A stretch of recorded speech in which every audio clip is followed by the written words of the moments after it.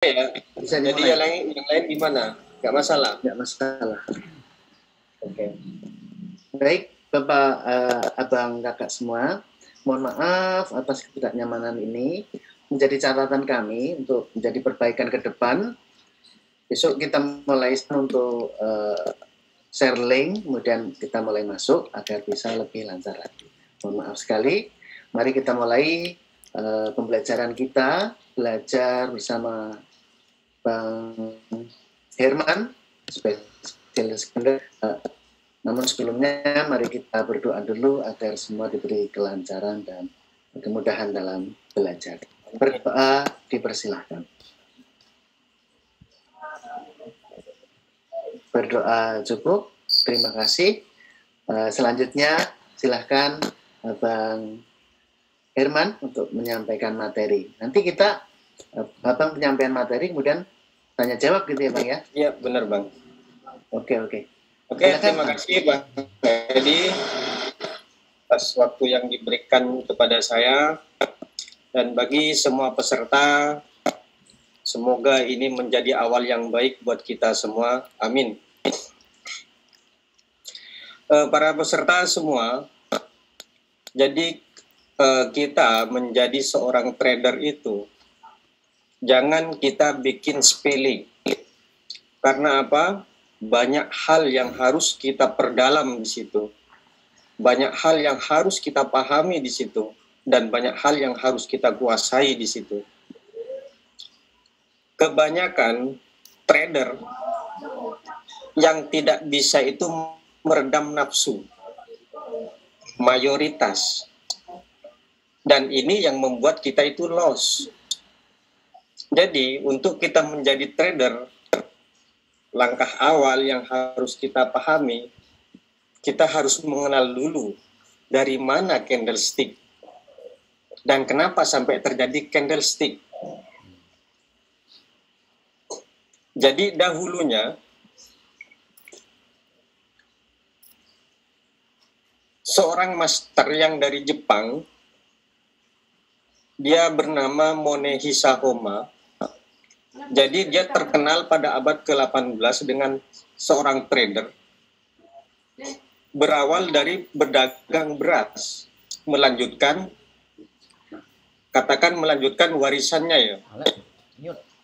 Nah, dan kemudian dulu itu di ilmu ekonomi masih berbentuk grafik, masih berbentuk chart, bukan candlestick. Seperti ini ya, kita ambil dulu.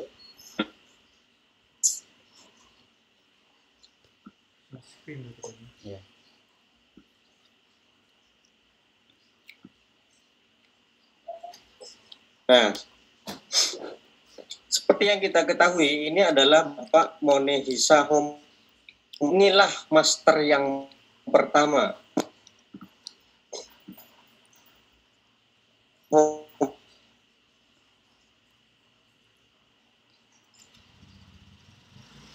Simbang, suaranya putus-putus dan screen-nya tidak nampak.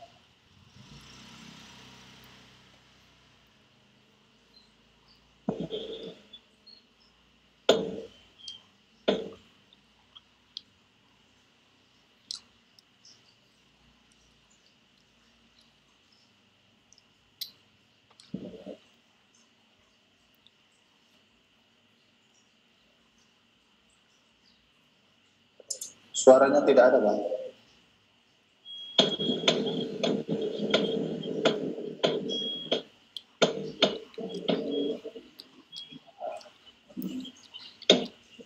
Oke, sudah ada ya? Sudah, yuk. Oke. Jadi Monehisa Homa ini adalah seorang pedagang beras atau trader beras. Dia selalu menuliskan hukum-hukum trading. Jadi pada awalnya trading kita simulasikan ke dalam bentuk chart dulu, bukan candlestick, masih berbentuk grafik seperti itu. Nah, kenapa kita harus tahu ini biar kita lebih paham dari mana candlestick itu sebenarnya. Nah, setelah Monehisa terus menganalisa kejadian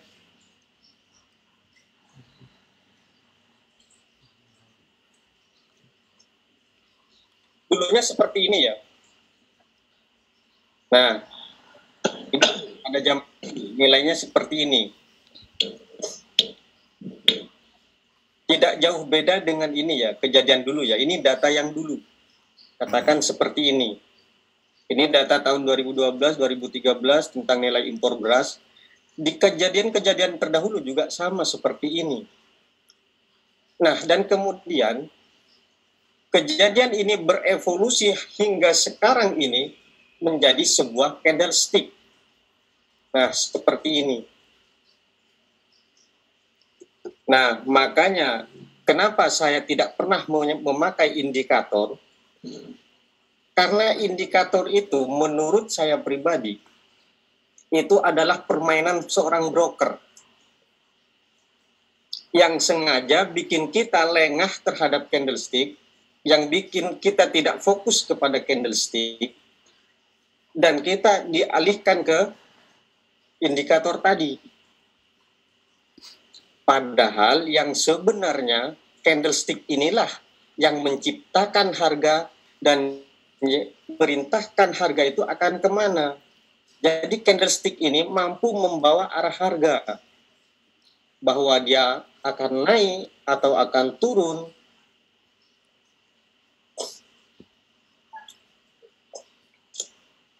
Jadi perlu dipahami, jangan pernah kita memakai yang namanya indikator, biar tidak terbiasa.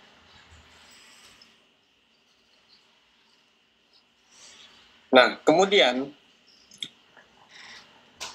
dari candlestick ini sering terjadi yang namanya sumbu bawah, sumbu atas. Mungkin trader lain mengatakan ini adalah tekanan untuk turun ke bawah, kalau ini tekanan untuk naik ke atas, dorongan untuk naik ke atas. Pada prinsipnya tidak seperti itu ya. Ada yang bilang ini penolakan untuk turun, ini penolakan untuk naik. Dari mana bahasa penolakan seperti itu? Itu sebenarnya tidak ada, hanya dia sendiri yang mengarang. Nah, kenapa hati saya terbuka untuk memberikan edukasi di YouTube? Karena saya sempat melihat video atau YouTuber lain yang menjelaskan hal seperti ini. Dan saya perhatikan penjelasan itu sepertinya ngarang-ngarang sendiri ya. Mungkin karena kebiasaan, karena selalu bertrading, sehingga ada profitnya, sehingga dia menciptakan karya-karyanya sendiri yang tidak masuk di akal. Lupa riset tadi tuh. Kenapa bang? Ya, lupa nge-restart. Baru di-restart baru bisa. Tadi kan sudah saya sarankan suruh restart dulu bang. Oke bang. Jadi ya, jadinya sumbu seperti ini adalah pergerakan harga, bahwa harga itu sempat turun ke sini, sempat turun ke sini. Bukan karenanya adanya dorongan, adanya tekanan, tidak. Mana ada di pasar ada dorongan, ada tekanan. Yang ada itu adalah pergerakan harga, bahwa harga itu sempat turun sampai ke sini. Bisa dipahami ya. Nah, begitu juga dengan sumbu atas. Ini bukan tekanan untuk turun, bukan. Tapi adalah pergerakan harga, bahwa harga itu pernah naik ke sini. Jadi candlestick itu menceritakan apa yang sudah terjadi dan apa yang akan terjadi, seperti itu.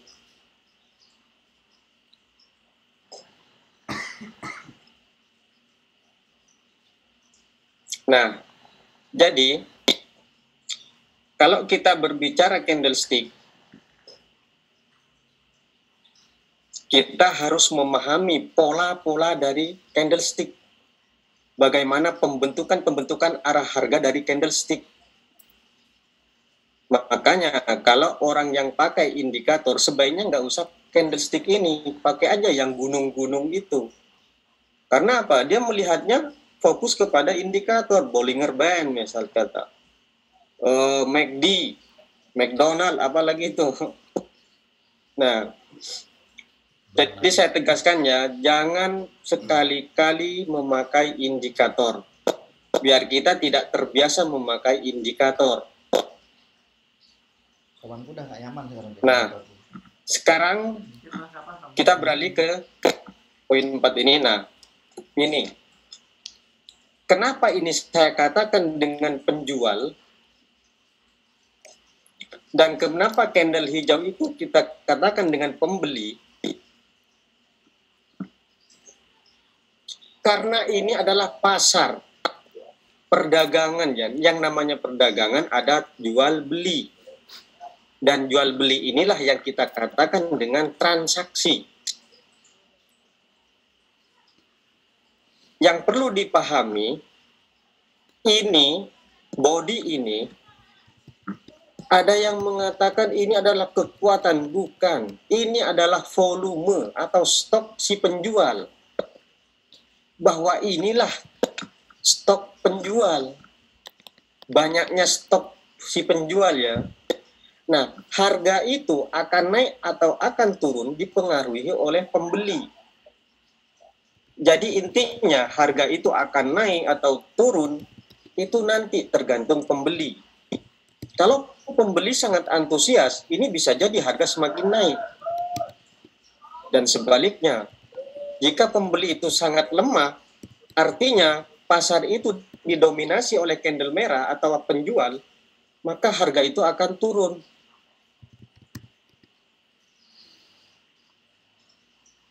Mungkin bisa dipahami ya.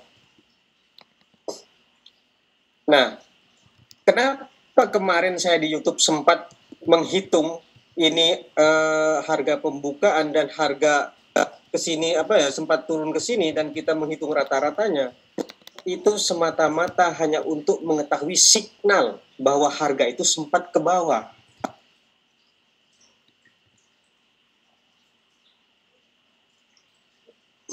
Sama dengan ini. Nah, makanya perlu abang-abang perhatikan dan mbak-mbak perhatikan, kalau sumbu atas ini adalah signal untuk naik, bukan untuk turun, bukan, jangan dibalik ya. Ini maksudnya harga pernah naik sini, pernah naik ke atas. Itu ceritanya. Jadi ini memaparkan apa yang telah terjadi. Ya. Dan ini akan mampu nanti memaparkan apa yang akan terjadi.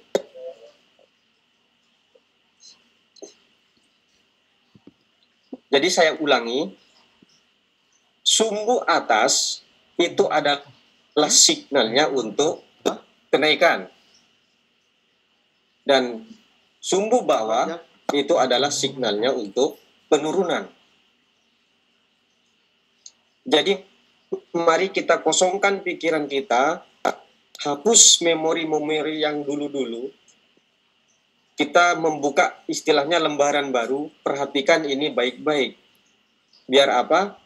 Karena di dalam otak kita ya, misal kata seorang guru kita mengatakan A, maka akan ada titik di dalam otak kita yang sangat kecil.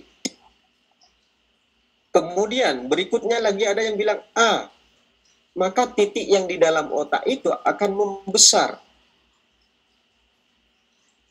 Nah, tetapi ketika kita mendengar A, kemudian mendengar B, kemudian mendengar C, lama-lama otak kita malah jadi error. Tidak nyambung kita nanti malahan.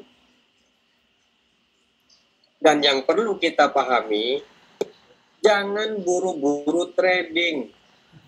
Mayoritas peserta kita atau subscriber saya baru saja sejam 2 jam lihat YouTube sudah mau trading, sudah nggak sabar.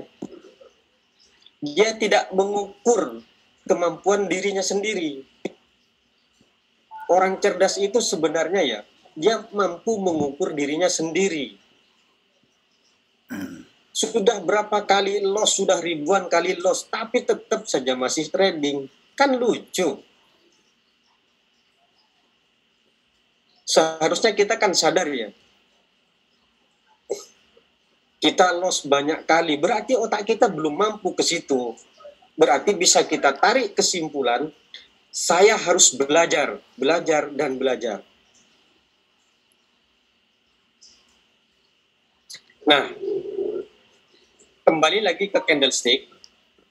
Jadi, candle merah ini, saya katakan ini adalah penjual. Perlu diingat ya, penjual. Dan body ini adalah volume atau stok dari penjual. Ya, bisa dipahami ya. Nah, kemudian beralih ke candle hijau. Candle hijau ini, inilah yang saya namakan dengan pembeli. Nah, jadi harga naik atau turunnya harga itu dipengaruhi oleh pembeli. Kalau bahasa ekonominya apa? Demand. Ya. Atau permintaan. Sementara penjual itu adalah suppliernya. Ya. Makanya di dalam ekonomi ada istilah supply and demand. Ketika ini bertemu, maka akan membentuk sebuah keseimbangan. Karena itulah saya sering menuliskan di YouTube bahwa X plus Y itu sama dengan 0.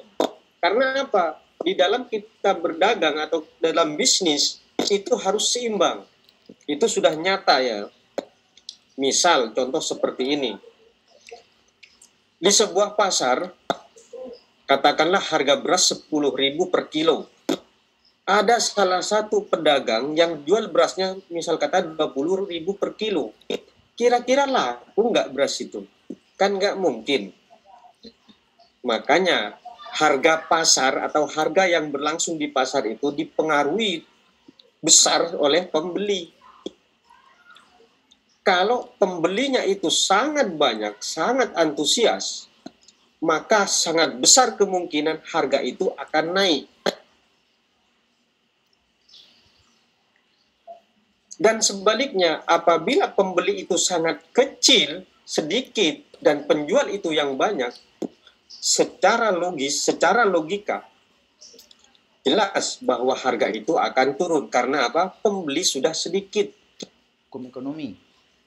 Jadi kita bertrading ya, kita bayangkan saja dengan kejadian yang sebiasanya, kejadian yang sehari-hari. Apa yang ada di dalam pasar, inilah trading.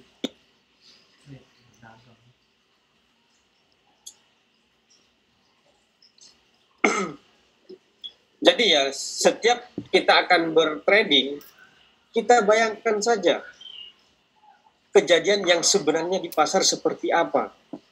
Misal sekarang, sebelum lebaran, harga daging katakan per kilonya 100.000. Di harga normal ya. Nah, ketika menjelang lebaran, pembeli banyak butuh akan daging, harga itu kira-kira naik atau tidak? Yang jelas naik. Ya kan? Itu sudah pasti. Karena apa? Pembeli itu sudah banyak sementara stok sudah tinggal sedikit. Makanya harga barang itu akan naik. Itu sudah pasti ya. Jadi harga naik atau harga turun itu dipengaruhi oleh pembeli itu sendiri. Penjual hanya mampu menyediakan stok. Ya. Nah, jadi di dalam trading, langkah awal yang harus kita pahami adalah tentang ini, penjual dan pembeli. Karena apa? Nantinya di saat kita bertrading, akan ada yang namanya penjumlahan seperti ini. Ya, ini stoknya penjual, sekian, ini pembeli pertama, ini volumenya pembeli. Nanti akan ada penjumlahan seperti itu, dan inilah yang dimaksud dengan apa ya, kita menganalisa, bukan menebak. Karena apa? Hasil dari penjumlahan ini atau hasil dari transaksi ini, inilah yang akan melahirkan sebuah informasi.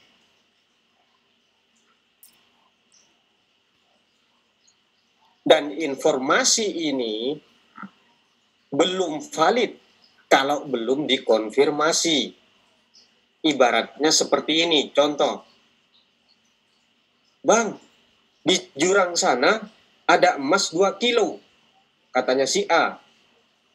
Apakah kita langsung mau terjun ke dalam jurang itu? Kalau kita langsung terjun ke dalam jurang itu, bisa saja si A ini sengaja sama kita. Sehingga waktu kita cebur ke jurang, bukan emas yang kita dapatkan, malah luka kita. Nasib baik kalau cuma luka. Kalau ada ular, kobra, habis kita. Nah, makanya kalau ada informasi, jangan kita langsung terburu-buru, oke, jangan. Tunggu kebenarannya. Apakah benar informasi ini? Nah, dari mana kita akan mengetahui kebenaran dari informasi ini? Dari channel berikutnya atau dari orang yang berikutnya. Karena apa? Apakah benar? Oh, benar, saya kemarin datang dari sana. Nah, barulah kita berangkat ke jurang tersebut. Ini contohnya ya. Mohon maaf Bang, Ya, bisa Bang diperbesar Edi. layarnya, ini ada yang pakai HP kurang besar, jadi bisa diklik yang bawah itu, slideshow, Oke, yang oke. S bawah, untuk biar ini yang bawah sini, pojok kanan bawah. Logo Pojok seperti kanan bawah. ini. F11 saja coba Bang. F11. Mohon izin. F11 ya? Ya, mohon dicoba-coba. F11. Bisa. F11. F11 atau F9, saya ingat saya. Belum bisa ya. Atau yang di sebelah itu kok, yang sebelah kanan, bawah paling kanan dekat yang zoom, yang tanda plus dan minus. Paling bawah. Paling bawah sebelah kanan. Bukan, yang kanan kok. Kursornya ke bawah kau, ke bawah, ke kanan. Paling sudut, kanan lagi. Satu lagi yang kanan. Satu lagi. Yang kiri lagi kau, kiri lagi, satu lagi, kiri lagi. Terus. Yes, Terus, itu terus. ya, Nah, itu. situ. Yang kanan, satu lagi. Yang satunya lagi. Ya, Menyambar yes. Nah, situ klik. Ini Bang. Ya. Ya, diklik. Oke. Oke, Wah. sip, mantap. Mantap. Mantap. Maklum lah, ini baru pertama kita di webinar ini Bang. Jadi saya selalu selalu di rumah ya. Jadi peserta itu datang langsung ke rumah. Ini baru pertamanya saya buka ini di Oke, webinar. Siap. Heeh. Nextnya tinggal klik aja Jadi- kok itu. Harap dimaklumi ya Bang ya. Siap kok, mantap. Ya, mohon yang lain udah di mute dulu ya. Heeh.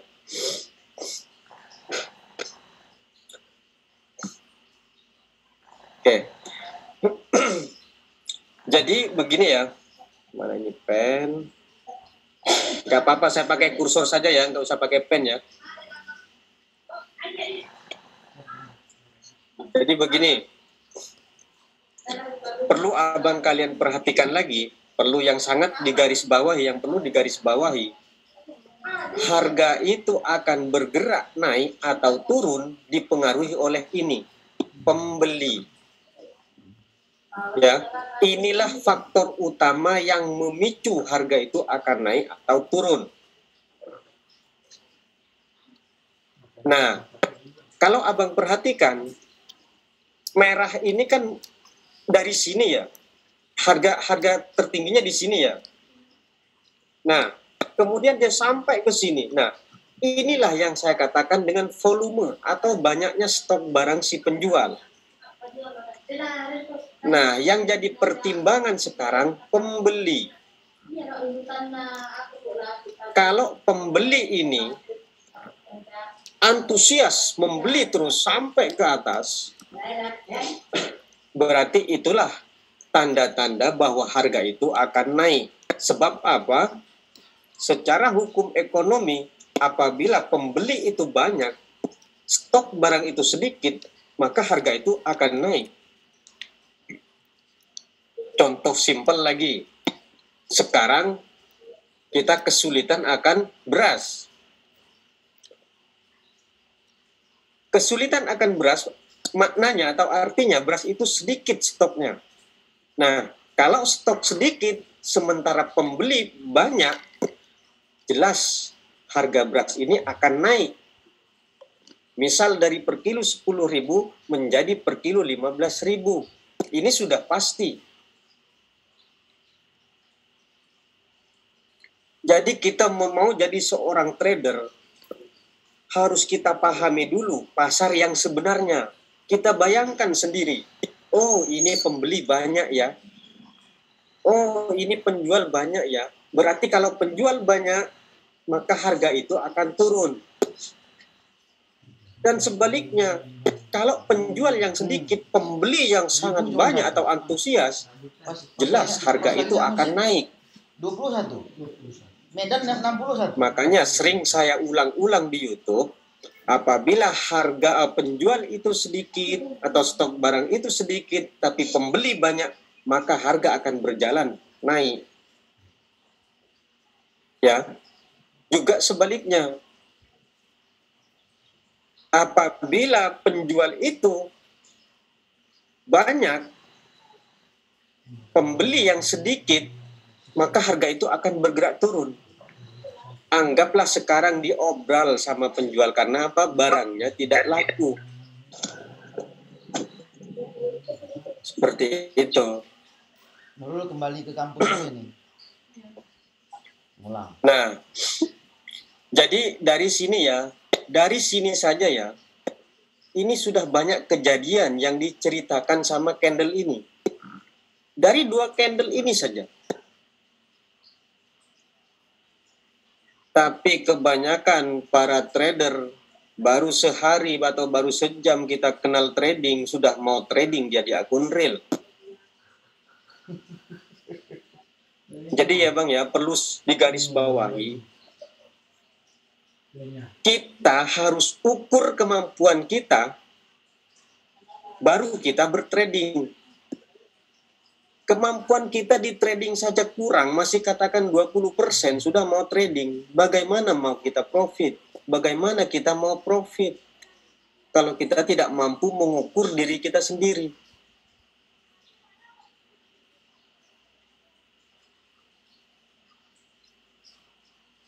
Jadi ya, di dalam 2 candlestick ini saja, ini sudah banyak menceritakan hal-hal bahwa di sini adalah pernah terjadi kenaikan harga. Harga sempat naik ke atas. Secara logika, kalau harga sempat naik ke atas, loh mana kursornya ini? Nah, kalau harga ini sempat naik ke sini, ke atas, secara logika, mungkin enggak harga ini langsung turun?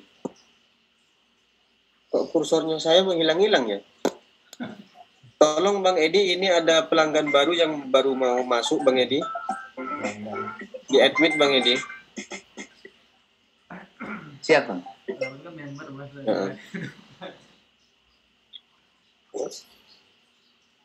Jadi secara logika, kalau harga sempat naik ke sini,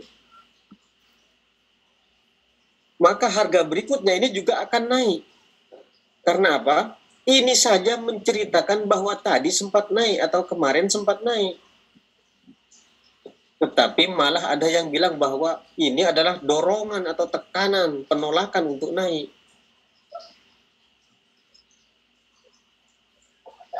Nah, makanya yang perlu diperhatikan, loh, ini kok berubah-ubah sendiri nih ya.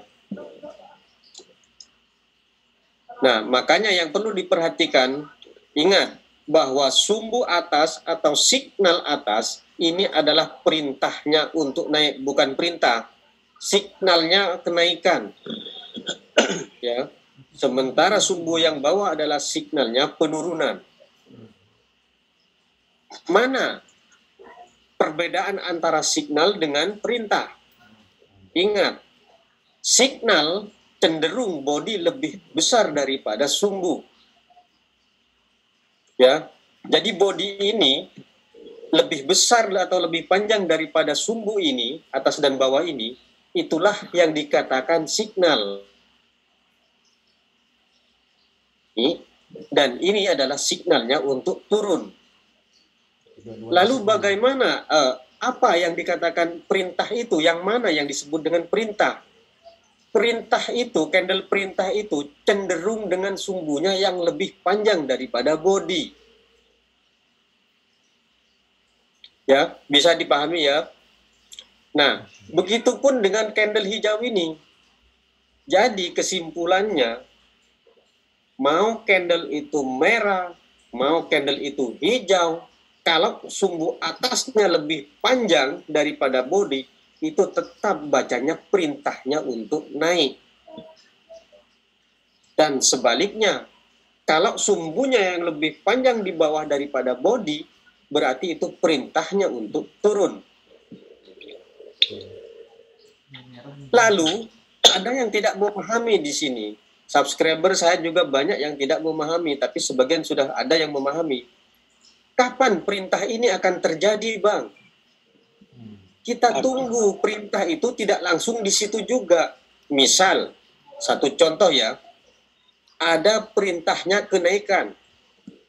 Kapan perintah itu akan naik? Kita tunggu setelah ketika harga itu sudah tidak mampu lagi untuk turun. Ketika ada penutupan harga untuk turun, nah kemudian dikonfirmasi dengan adanya kenaikan, berarti inilah saatnya kita untuk naik. Makanya kalau orang mampu menganalisa, kalau sudah tahu bahwa ini harga penutupan, kita langsung OP ke atas, 3 menit, 5 menit, 7 menit. Kita sudah bisa profit. Kalau trader, tiap candle mau open posisi, bohong kalau dia bisa baca candle. Bisa saya pastikan. Karena apa? Kita akan baca candlestick itu ketika terjadinya transaksi. Tidak terjadi transaksi, tapi kita open posisi, kira-kira nebak atau menghitung. Karena apa? Pasar, namanya pasar atau penjual, seperti yang saya katakan tadi, naik dan turunnya harga itu dipengaruhi oleh penjual, pembeli. Ya, dipengaruhi oleh ini. Jadi patokannya ini ya, pembeli. Kalau pembeli ini mampu, kuat dia, maka harga itu akan naik. Coba sekarang abang bayangkan di market atau di binary option mana saja, apabila pasar itu didominasi oleh candle merah, artinya penjual yang banyak, maka harga itu akan turun, iya atau tidak? Itu sudah pasti. Dan sebaliknya, abang saksikan sendiri, kalau pasar itu didominasi oleh candle hijau atau pembeli, maka harga itu berarti berjalan naik. Itu sudah pasti.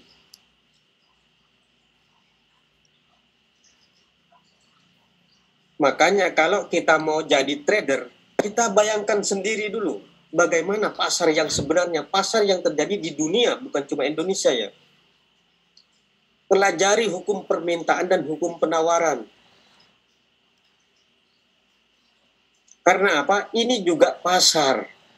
Ini juga trade, perdagangan, dagang, trading, perdagangan. Yang namanya dagang berarti ada penjual sama pembeli. Pernah tidak ada candle itu merah terus atau hijau terus? Itu namanya bukan pasar. Ya. Yang dikatakan pasar tetap ada jual beli.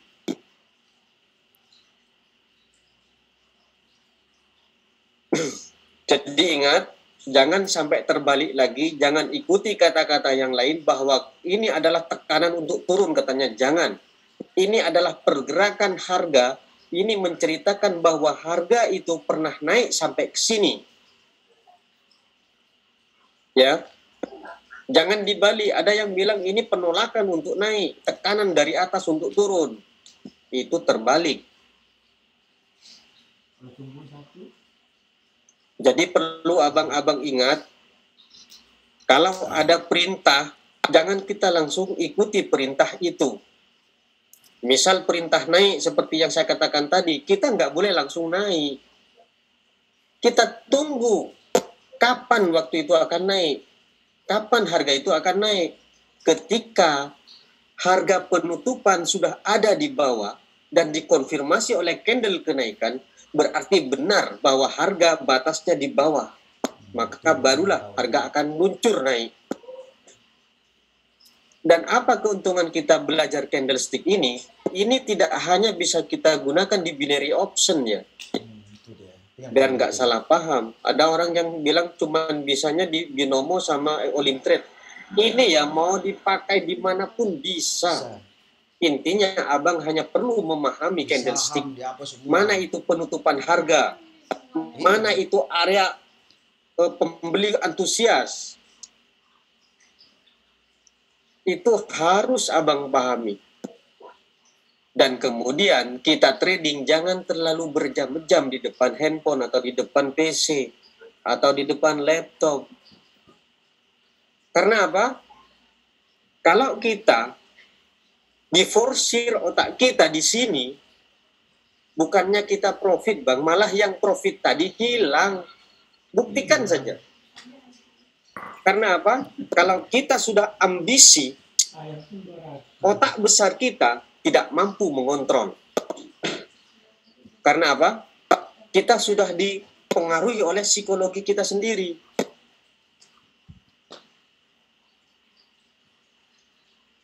Jadi mari kita bertrading yang sehat, kita berpikir yang cerdas.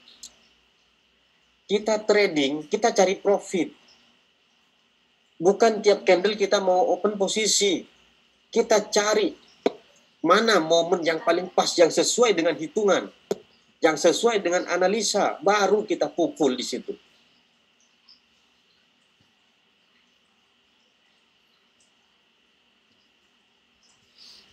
Nah, kembali lagi ke sini. Jadi, di dalam satu candlestick ini menceritakan bahwa harga sempat naik ke sini. Dan pembeli, dia sempat membeli harga termurah ke sini. Ini areanya pembeli. Ya. Makanya candlestick ini menceritakan bahwa ini harga sempat turun ke sini. Bukan malah penolakan untuk turun. Itu keliru besar, salah besar. Itu terbalik. Itulah sebabnya kenapa saya melarang para member semua dan para peserta semua untuk menghafal itu candlestick. Karena kalau dihafal hanya bikin otak kita miring. Lama-lama kita stres, kita oleng. Bang katanya, saya profit bang, 20 kali profit, loss 3 kali. Alhamdulillah kata saya. Dia SS lagi ke saya. Bang, yang tadi profit habis lagi bang. Nah, itulah. Karena apa? Maunya itu loh. Trader tidak mampu meredam hawa nafsu. Ketika dia profit, mau lagi. Sudah dapat 1 juta, mau lagi. Tunggu habisnya. Buktikan saya.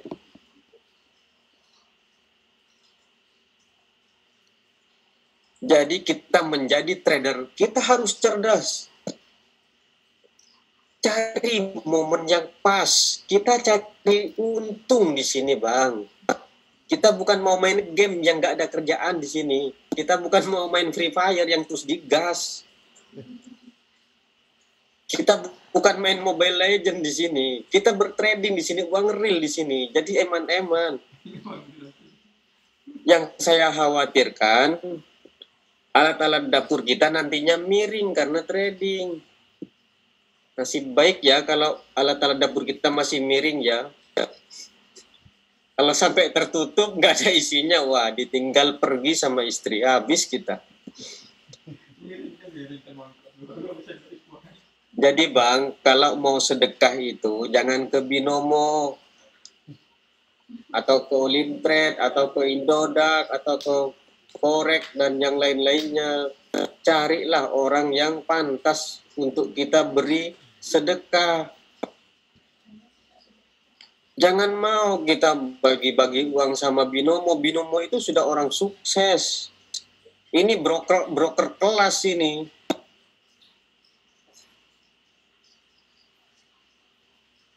Jadi mari kita hijrah ya. Lupakan yang lain, lupakan teknik-teknik yang lain. Mari kita pelajari, fokus ke sini. Karena apa? Katanya profesor, sebenarnya orang cerdas itu, orang sukses itu hanya bergerak di satu titik. Mungkin abang-abang paham maksudnya. Artinya, kita itu mempelajari apapun, satu dulu kuasai.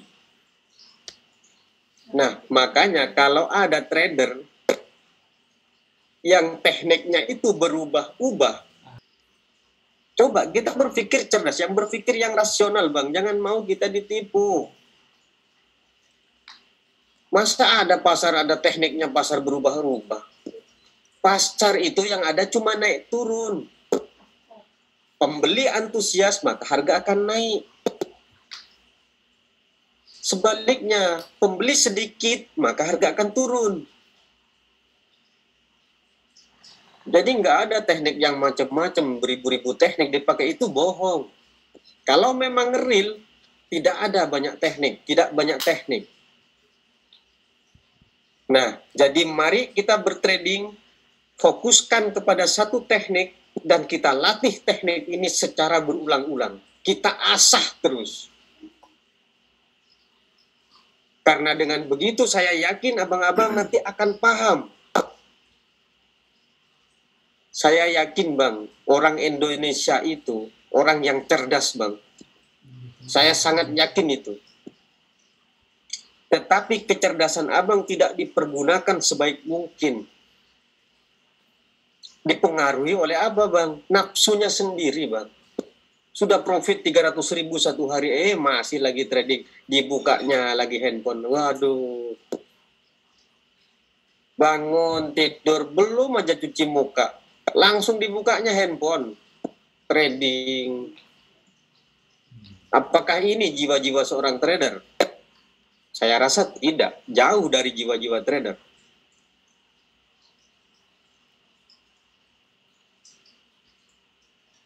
Nah, jadi kembali lagi ke sini, kita akan berdagang, kita akan melakukan open posisi ketika sudah terjadi transaksi seperti ini. Jangan dibalik, kemarin ada yang terbalik. Dari hijau dulu dihitung baru merah. Ini kok informasinya ke sini, Bang? Mungkin otaknya dia yang terbalik kali ya. Banyak kali saya sampaikan bahwa transaksi itu adalah penjual dan pembeli. Malah dibaliknya sama dia, pembeli dan penjual, Bang. Nah, itulah. Makanya hasilnya selalu terbalik juga. Dia OP naik, candle turun. Dia OP turun, candle naik. Habislah dia.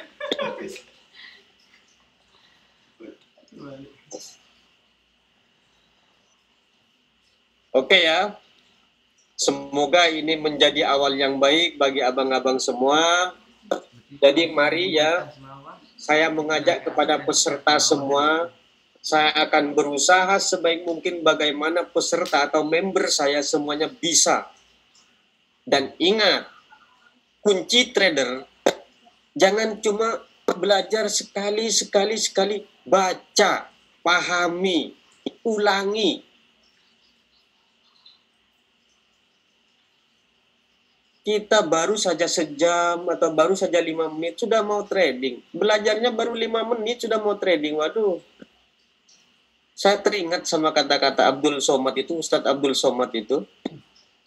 Sholatnya sedikit, tapi mintanya itu banyak. Waduh. Gimana itu? Dia ngopen dia sama kan lucu. Kita kerjanya baru 1 jam, mintanya digaji 2 juta satu hari. Dia emang kita siapa? Kan gitu, logikanya kan gitu. Ya. Jadi mungkin cukup sampai di sini pertemuan ini, dan semoga ini sudah bisa masuk ke dalam pikiran abang semua. Semoga ini sangat menjadi awal yang baik buat peserta semua, dan semoga ini bisa membawa abang semua ke depan akan lebih baik. Amin. Semoga. Oke, Bang Edi, dilanjut ke sesi berikutnya, Bang Edi. Silakan, Bang Edi. Oke, terima kasih, Bang Herman. Mungkin bertanya.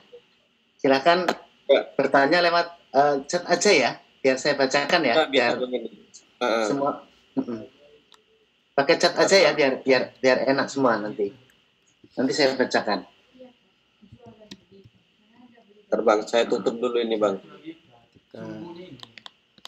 Ketika candle punya sumbu atas dan bawah, berarti oke, dilanjut Bang Edi. Ya. Silakan yang mau bertanya. Dan naik. Ketika candle punya sumbu bawah, berarti perbedaan kurang paham perbedaan sinyal dan perintah, Bang. Ini yang penting sekali ya. Jadi sebelum ke materi-materi yang lain, itu harus dipahami dulu biar nanti nggak ketumpuk, belum bisa tambah materi lagi belum bisa ya. Jadi begini, berpaham. Seperti yang saya jelaskan tadi, bahwa signal itu kita berarti berbicara sumbu, bahwa harga itu sempat naik atau sempat turun. Ya. Jadi yang dimaksud dengan signal itu cenderung sumbunya lebih pendek daripada body. Ya. Signal sumbunya berarti lebih pendek daripada body. Bisa dipahami ya? Kalau perintah, sumbu itu lebih panjang daripada body. Bisa dipahami ya? Oke. Lanjut Bang Edi. Ya. Nah, ini ketika ada sumbu atas dan sumbu bawah, sama panjangnya. Itu informasinya bagaimana, Bang? Oke. Misal terjadi sumbu atas panjang dan satunya sumbu bawah juga panjang, artinya sama-sama panjang atas dan bawah. Kita melihat transaksi yang sedang berlaku di situ gimana.